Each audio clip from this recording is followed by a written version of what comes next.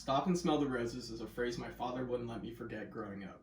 I didn't realize this when I was a child, but he was trying to teach me to enjoy the small things in life and to take it easy. Unfortunately, it wasn't until a major event years later in my life that I was able to fully grasp the meaning behind this simple phrase. I'm here to share with you today how spending a month alone in the hospital after a near-death experience in a car accident ended up being one of the most valuable experiences of my life. The first lesson it taught me is that life is short and I want to live it to the fullest, and secondly, the importance of being comfortable with just my own company. In spite of the fact of hearing sayings like life is short or you only live once throughout my whole life, it came across to me how true it was until I was put under the operating light getting ready for an emergency surgery. I came to a realization that no one can promise me a full, long life, and that I need to act as though every day is my last day, just in case it is. One of my hobbies is making music. I've been making music for years now, but I've always been self-conscious about the level of skill I have when it comes to producing beats.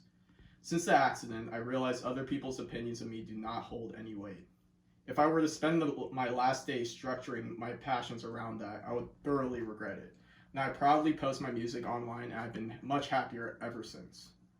I used to dwell on all the possible paths my life could take. I spent so much time worrying about possible failures I could run into that I wasn't ever truly living in the moment. To combat this, I have started to drift away from this mentality by establishing a day-by-day mindset. Instead of always constantly planning every little thing ahead of time, I've learned to start going with the flow and see where the wind takes me. Additionally, an example of this is my indecisive decision making. I've now gone from stressing about tasks as little as picking out a flavor of ice cream to making much more important decisions on a whim, like my trip to the Redwoods. Other than grasping the concept of seizing the day, this life-altering experience also highlighted the importance of being comfortable in solitude. Being completely alone in the hospital besides nurses and doctors forced me to spend a lot of time with only myself and my thoughts. This gave me the space to realize that I'd always ran away from the thoughts in my head, and I would do whatever I could to avoid being alone. For example, I would spend every day at my neighbor's house after school, and any time I was by myself, I would still find ways to avoid my thoughts, like watching TV or mind-numbing activities.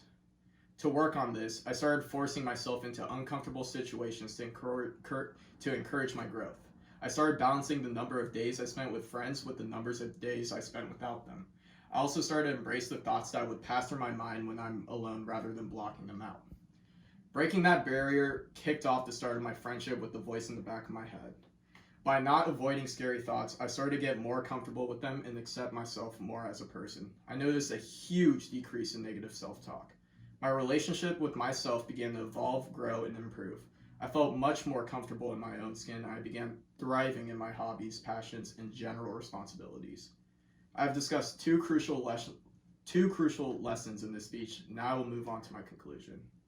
To close, I've explained how what one might perceive as an extreme misfortune was actually a blessing in disguise. The car accident resulted in me learning two vital lessons that build the foundation of a happy life. It taught me to live life to the fullest, to seize the day. It also taught me that comfort and solitude is essential to achieving deep. Although my father isn't around anymore, I'm glad I finally understand one of the biggest lessons he wanted me to learn. So from now on, you can always find me smelling the roses on a walk by myself.